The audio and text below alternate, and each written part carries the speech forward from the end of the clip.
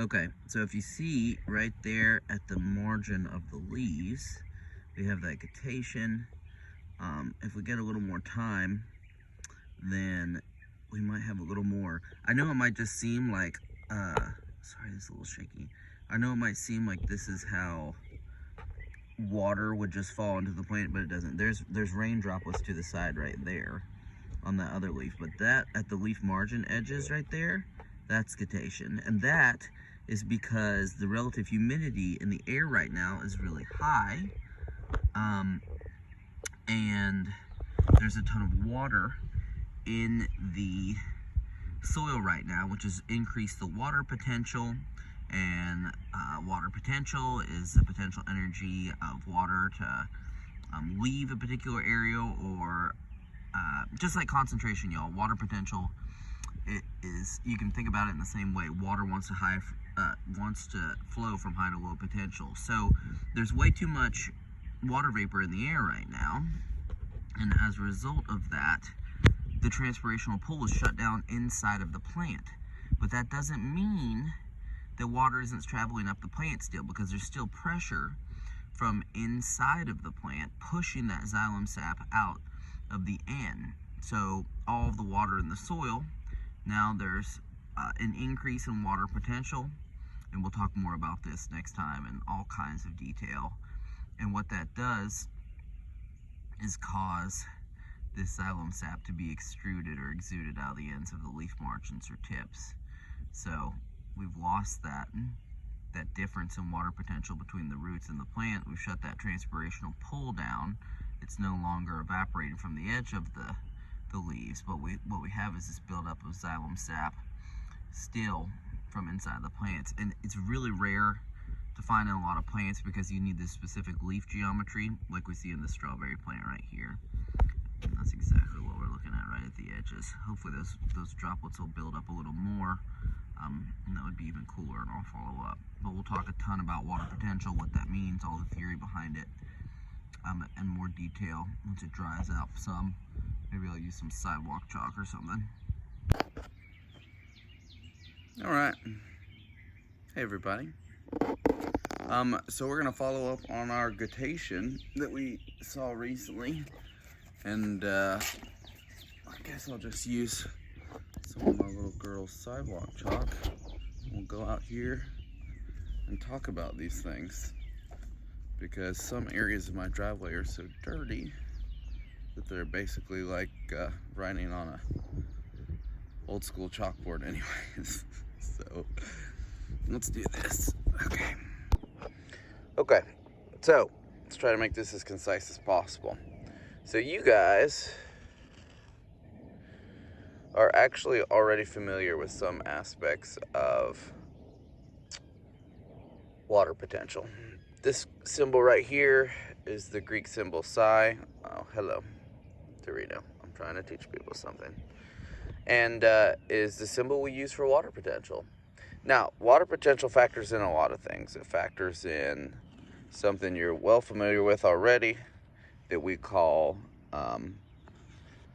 osmotic potential or solute potential, and it also factors in what we call pressure potential, and it also factors in gravitational pull. You almost never see anybody teach about gravity though, because it makes all the rest of these calculations pretty complicated. Okay, so water potential can be thought of kind of like water behind a dam, right? So we're talking about potential energy here. So potential energy behind a dam is the potential for water to flow from one area of higher water potential to an area of lower water potential. Just like when you think about going all the way back to our original concepts in osmosis, right? So if we go back to our original concepts in osmosis, let me come up here real quick. Remember, some imaginary beaker, water in it, some cell or whatever. If it has dissolved solute particles, whatever the heck they are, it's higher concentration inside than outside, that we're in a hypotonic solution, right? Water wants to travel where the solute particles are, and in this particular case would flow into the cell, right? But so everything else, all of our potentials are the same type of concept, though they share an inverse relationship with concentrations, and we'll talk more about what that means here in a little bit. But water potential, back to this part of our formula, water potential travels from high to low water potential, just like our concentrations.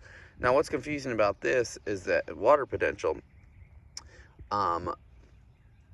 because of the way the math works, and we won't get into anything beyond really basic ideas of this, because of the way the math works, water potential becomes more negative, because all things held standard, pressure, temperature, and so forth, under normal conditions, the highest water potential is 0, okay? And so water potential becomes, okay, this is Katniss. She's going to tell us about water potential.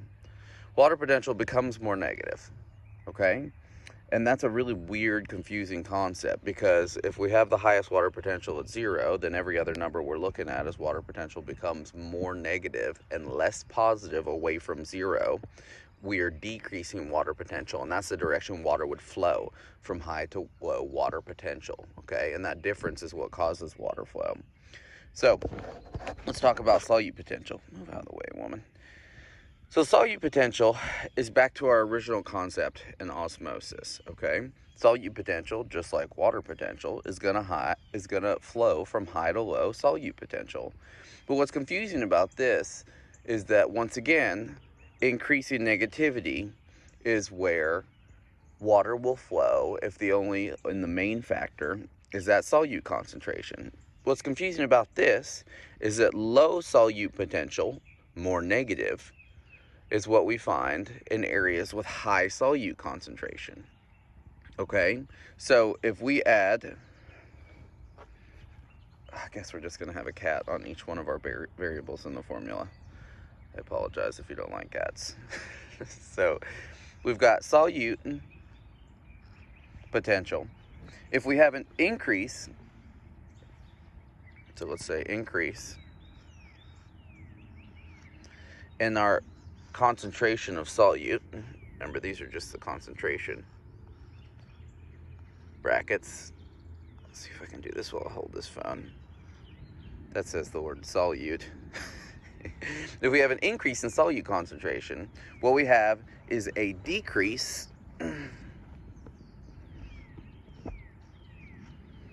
in solute potential.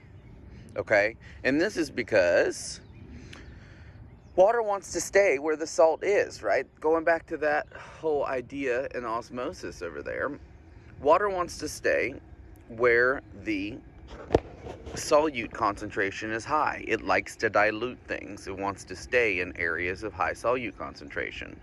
But once again, solute potential is going to follow a direction that's increasingly negative. But if that's confusing, just think about it. It's still traveling from high to low concentrations. Okay?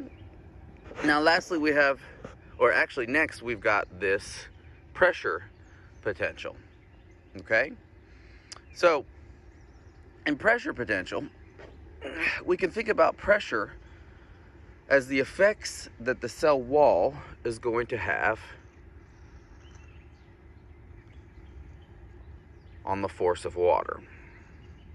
So whatever, let's say we've got some beaker of water, and we throw in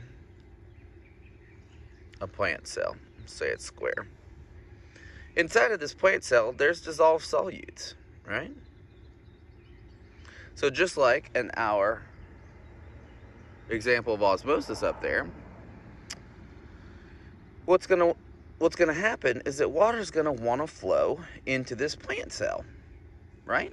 Because of the difference in solute potential. Now what this causes is force from pressure from the cell wall of plants. In an animal cell, this could cause the cell to lyse open or explode. But a plant cell has that tough cell wall, and because of that, we get pressure effects, okay?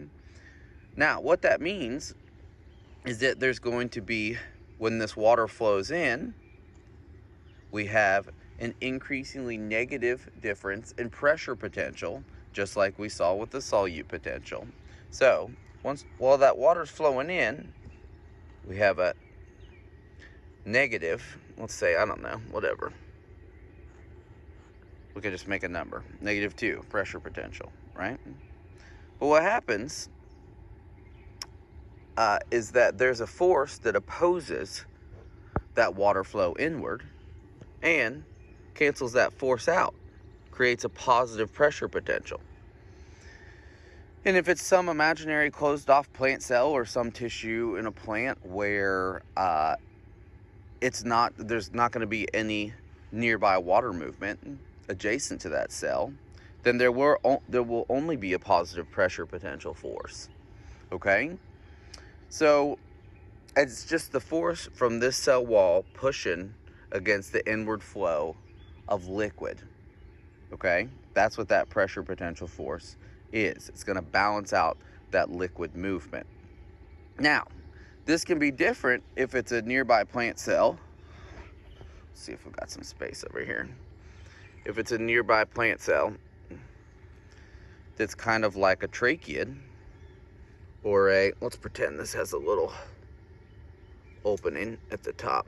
I don't know how let's pretend this has a little opening at the top. If it's a tracheid or a vessel element, and there's some dissolved solute particles in here,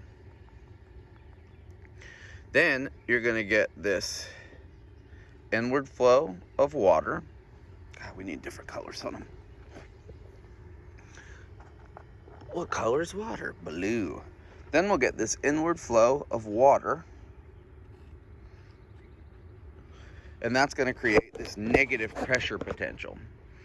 And the origin of that negative pressure potential, if you're still kind of confused on like, well, how is there some negative pull? Under normal circumstances, and we'll talk about this here in a little bit more detail, where you have open stomata at the top of the leaves and the top of some plant, then what you create is this suction, kind of like when you suck up a straw, but instead of any mechanical force applied like you would think about the negative pressure created from your lungs when you suck on a straw, what happens is it's the atmospheric pressure that surrounds the plant, okay? So there's this suction, and this creates a negative pressure potential, okay? And this is how water flows. This is one of the variables. We'll look at how solute potential and osmotic potential, those are the same, affects this movement of water too. But negative, okay? Once again, if this is a closed off cell, then the pressure from that cell wall balances that pressure out and creates a positive pressure. And remember, water flows from high to low water potential. If there's only pressure as the variable in this formula, then water's going to flow from high pressure potential to low pressure potential. When it immediately comes into a cell, you have this negative pressure potential as water moves, and if it's closed off, it creates this positive pressure potential. Okay? Now, let's look at multiple variables at once. So, let's say we've got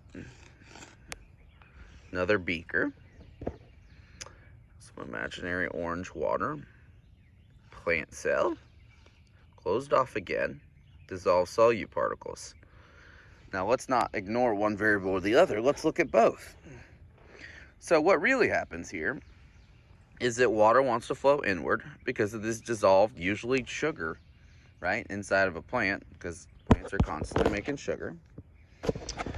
What we have when we look at this is that not only is there solute potential or osmotic potential, and let's say that originally this is, I don't know, -2, right? Because water is flowing from high to low, 0-ish in distilled water, And once again, we won't get into all the measurement-based variables and all of the units and so forth. You'll do that in some higher level chemistry class at some point. Right now, it's just hard enough to conceptually follow. So we've got 0 to more negative, solute potential more negative, traveling from high, even though it's 0, I know, high to low. If it's helpful, you guys, to think about something that becomes more negative, just think about negative as a vector. A Euclidean vector is just a way to describe numbers that have directionality. I like to think about, you know, the base of the ground of a tree is 0, as ground 0.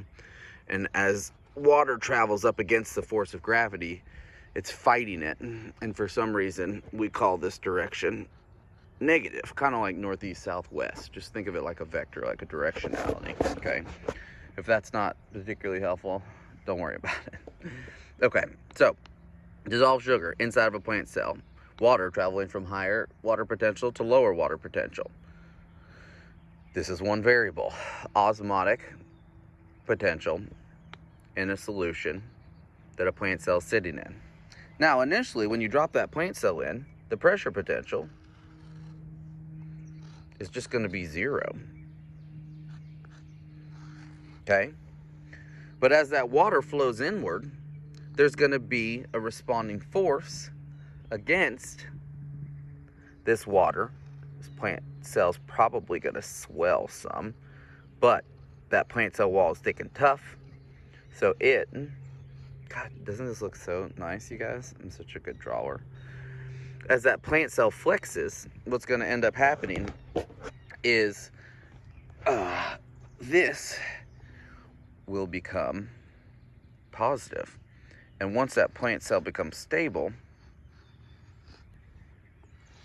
you're going to have an overall water potential, factoring in these two variables, as 0. All right, it's starting to rain again.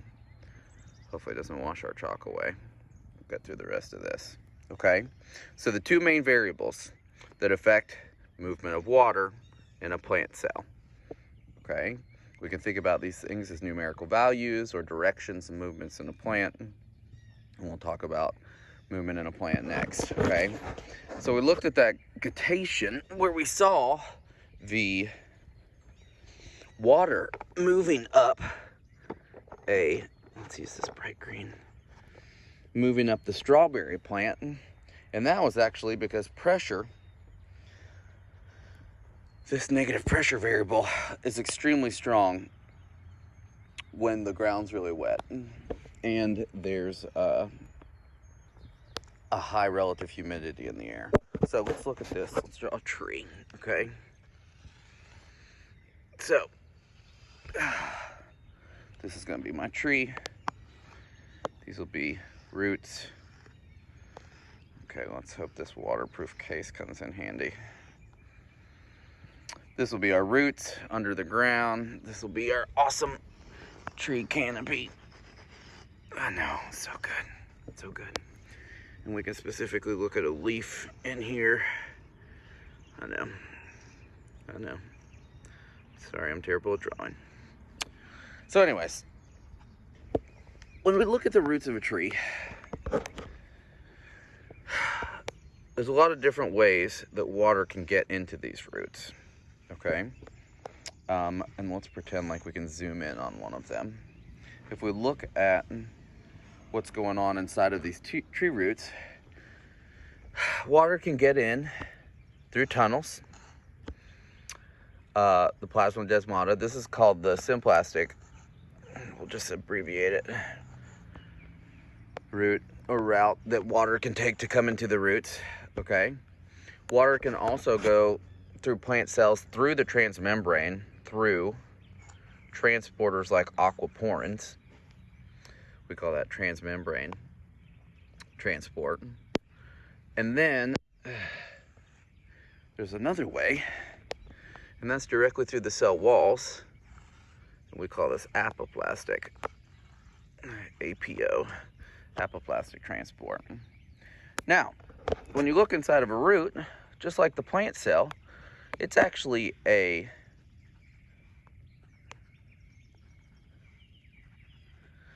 sink for sucrose, okay? Meaning that we store sugar here, all right? Sources are in the leaves, up there. Sinks are, sorry. This is a source because, sorry, I misspoke. This is a source for sucrose, just like leaves are a source. Now, obviously, the roots don't make the sugar, but sugar is stored down in the roots, and we'll talk about why. It has to do with the movement of sucrose throughout the plant, okay? Let me dry my phone off. It's raining. If you can see, getting wet. So,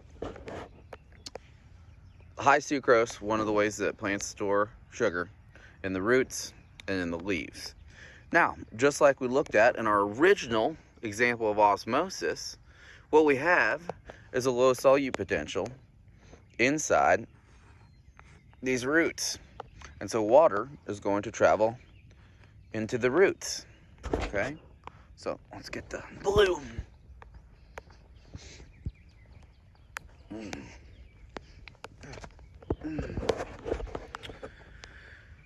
So water is going to travel into the roots, okay?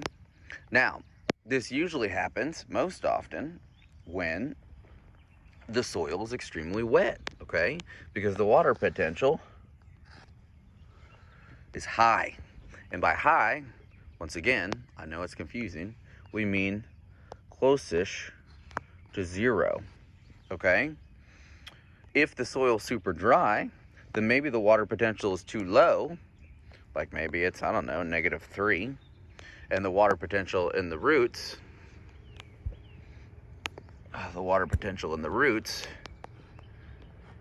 is -2, okay?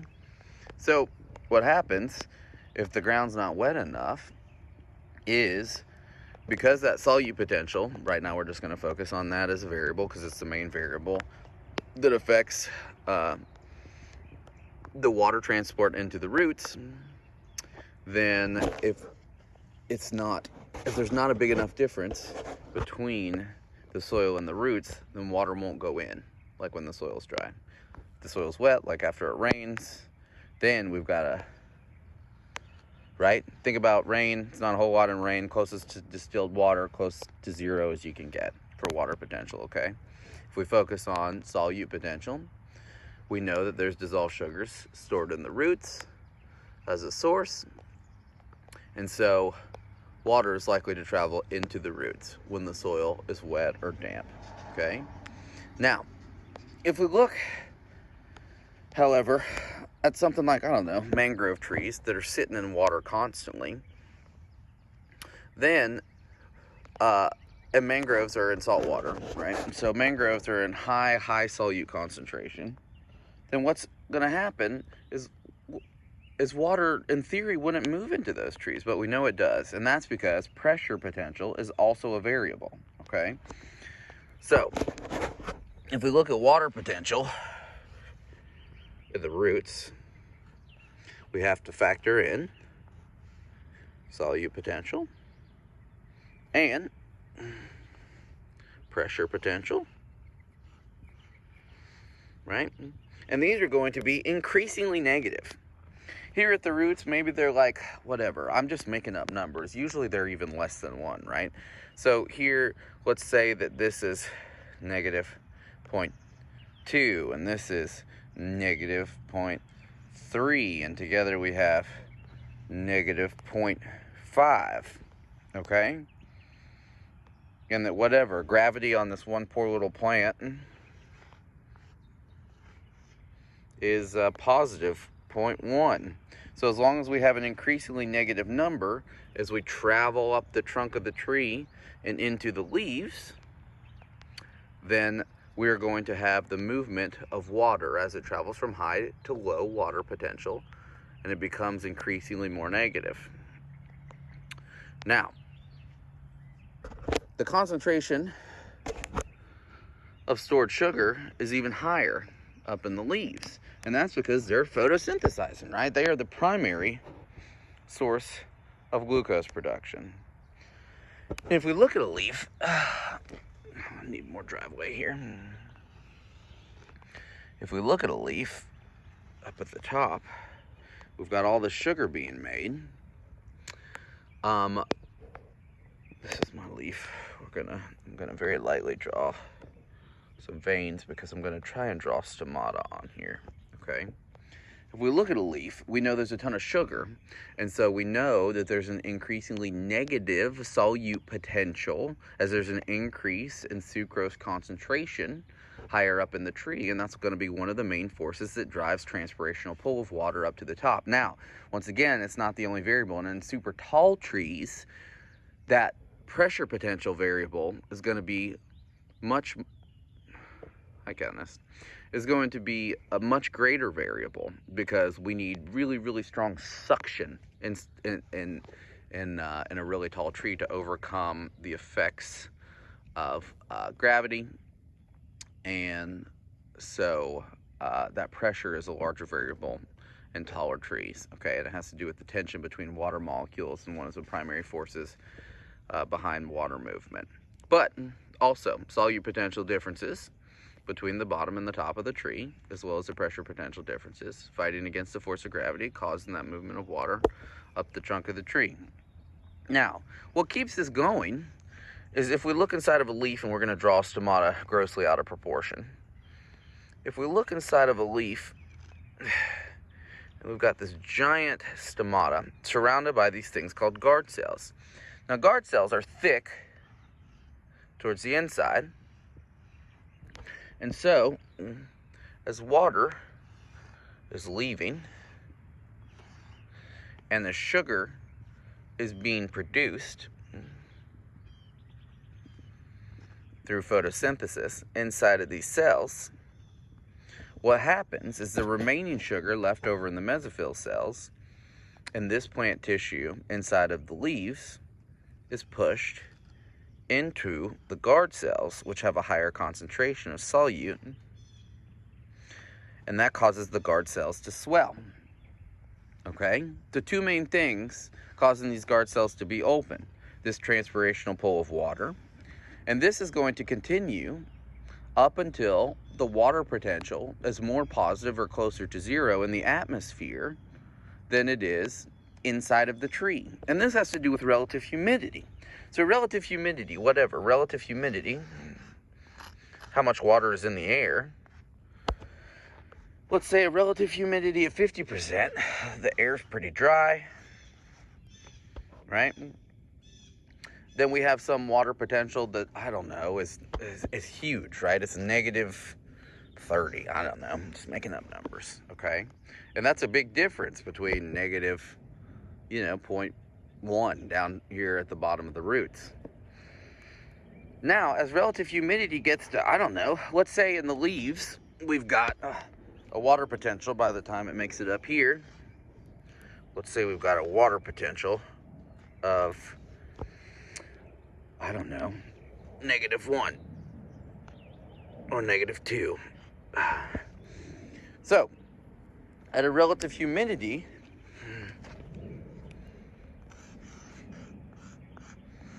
let's say 95%, the water potential in the surrounding air is going to be, let's say, -1. So once this number becomes more positive, that is closer to zero, than the water potential, factoring in all the factors in the tree, then what's going to happen is water movement is going to shut down via transpiration. Okay? So that is what's affecting the movement of water through the tree. So this transpirational pull, water coming out of the stomata, because it's daytime and it's daytime. Cat, watch out, woman. We have this transpirational pull, movement of water through the stomata in the leaves, because we have photosynthesis occurring in the daytime, and we have this buildup of sucrose and this movement of water into the guard cells, opening the stomatal opening because of a thicker cell wall on the inside of the guard cells, and this causes that continuous pull of water through the tree. Okay?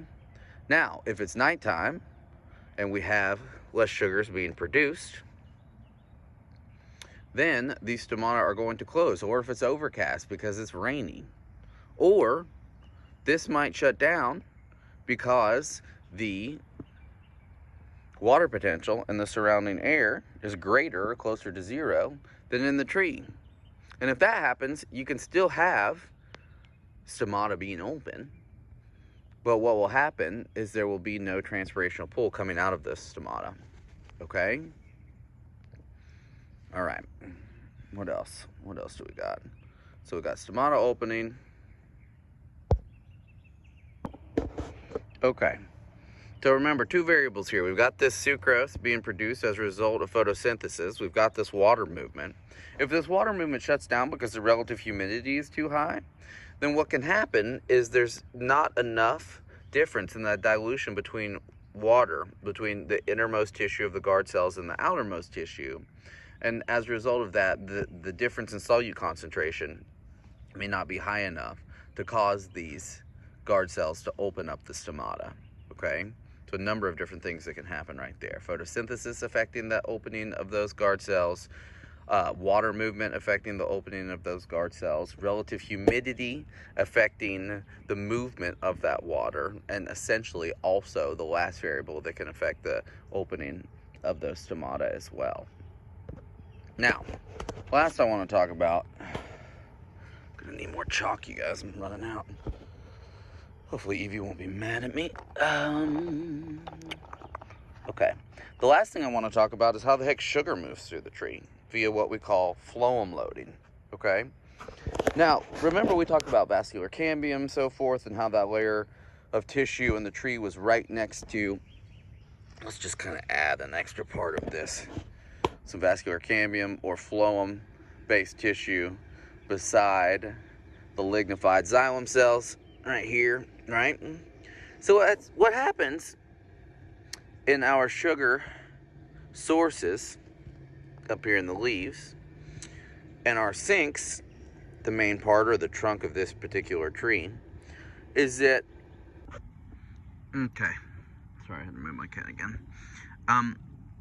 So we have sugar being produced in the sources and the leaves, and that sucrose is going to travel down into the phloem. Now, phloem is just another set of tubes like tracheids, like we have tracheids and vessel elements here and angiosperms. So, but we have phloem tubes right next to them, and they have these sieve tube plates, and these phloem tubes are called sieve tubes, and they've got these sieve tube plates which are perforated along the tube.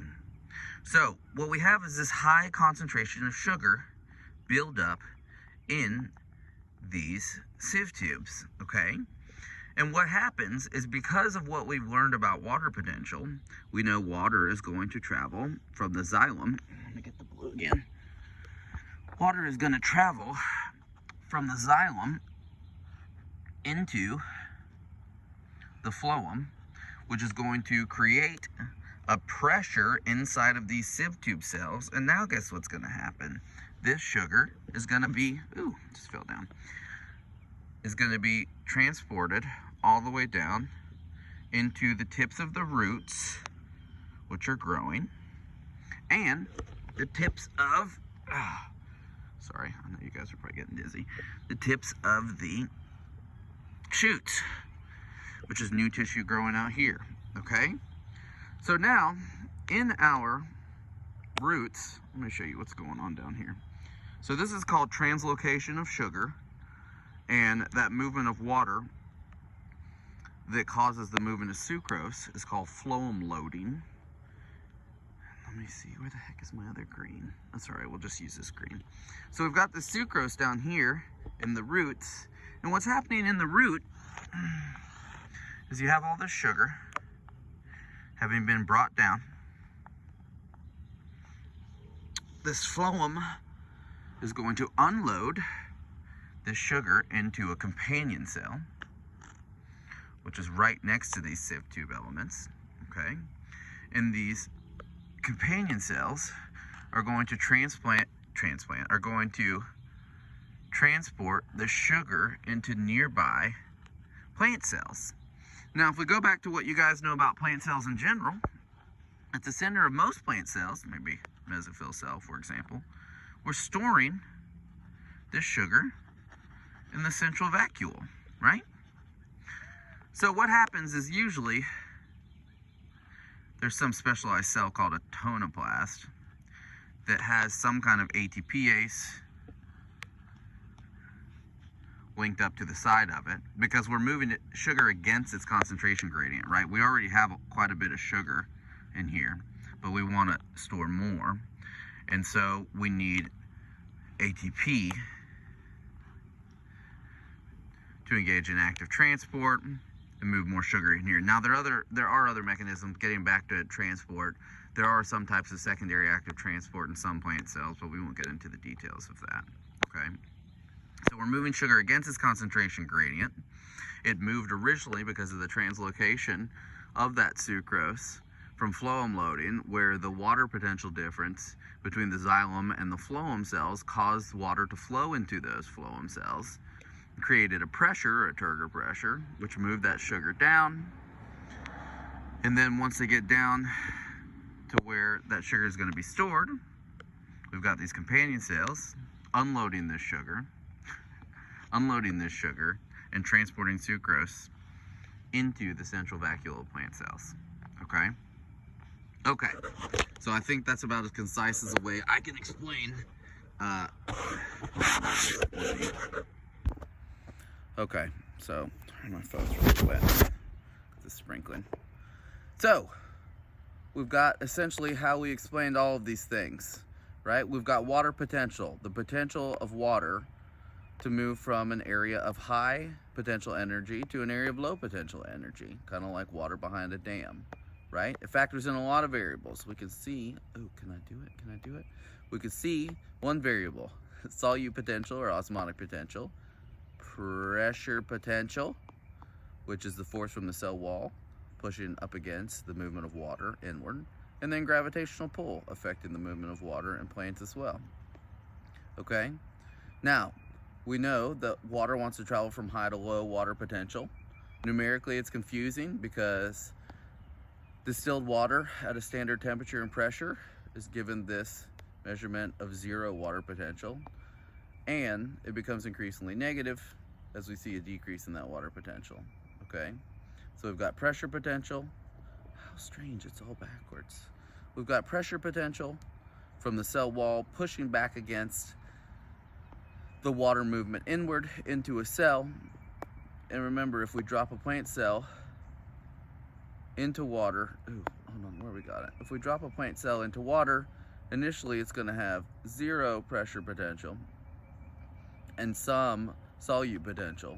But as the cell wall pushes back against it, then we're going to end up in a plant cell where there's no water movement, 0 water potential, right? So if we look at the example of a tree, ooh, can we do it? And we have rain in the soil, we've got a high water potential close to 0, and then an increasingly negative water potential. And we've got solute potential, a larger factor, as dissolved solutes or the sources of sugar in the plant affect the water movement inward towards the roots. It can go through a number of different routes, right? The symplastic route, apoplastic, transmembrane route, and travel up the trunk of that tree as water potential becomes increasingly negative. If the tree's really tall, pressure potential is a larger factor, all the way up to that significant difference in solute potential as we get closer to more sucrose sources in the leaves or the canopy of the trees. And this transpirational pull will continue as long as the relative humidity, I drew that somewhere, right? Oh. As long as the relative humidity stays highly negative. As the relative humidity in the air increases, it approaches that 0, right? If it's pouring rain, it's basically 0. And that transpirational pull will shut down, the stomata will close. And the stomata will also open and close in response to sugar production and sunlight, which allows the movement of water throughout that tree. That movement from those water cells being attracted to each other is one effect through that transpirational pull, but that cohesion An attraction between water molecules causes a huge pressure differential in the trunk of the tree and that surrounding atmosphere that mainly drives the movement of water in tall trees. And of course, lastly, we've got the movement of sugar. I know. We've got the movement of sugar from the phloem loading between that sugar being produced in the leaves and moved down to areas where it's going to be stored at the tips of roots and shoots. It's being translocated via companion cells and stored in central vacuoles via active transport. So hopefully a decent review of water potential for you guys. And I tried, my shoulder's really tired now, to hold this thing where there won't be weird bars along the side of the video this time. Okay, yeah, this should be it for all the material that'll be on this one test. I don't know, did you guys see that email where the faculty council is talking about doing pass-fail grades? I feel like that might be good. I know a lot of you guys are highly unmotivated right now because things are so questionable and just strange in general. You know, I've been basically in my yard for a week straight. I don't know, I feel like you guys have worked pretty hard to just do pass-fail grades. What would be nice if they'd be like, oh yeah, you know, it's pass-fail if you want it, and you can keep your grade if you want it, which would be ideal, but I doubt they're gonna do something like that. So anyways, any information that I have, I'll keep you updated on, and we'll do it that way, okay? But don't worry, none of this is gonna be hard anyways. It's just gonna be keeping you guys busy, which is important. See you soon.